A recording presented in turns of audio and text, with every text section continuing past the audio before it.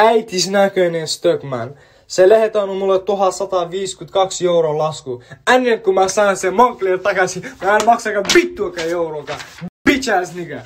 Te pitää antaa mulle 10 sellaisen takia, koska mä mainostin Moncleria vittu teidän kaupaa. Bitch ass nigga. Mä tiedän Stockmanin omistajasi on funny. I'm telling you. Mä teen yksi diss track biisi teistä. Ja toinen juttu, jos mä en saa se takki takaisin ja mun joudun maksaa siitä, tiedätkö mitä mä teen?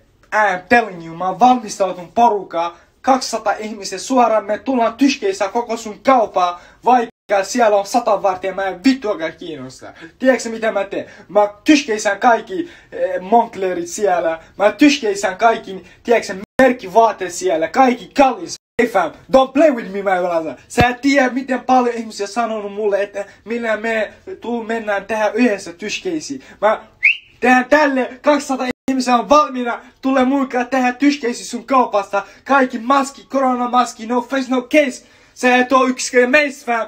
Me tyskeissään sun koko kaupa. Pau! Sä voi löytää meitä. Gang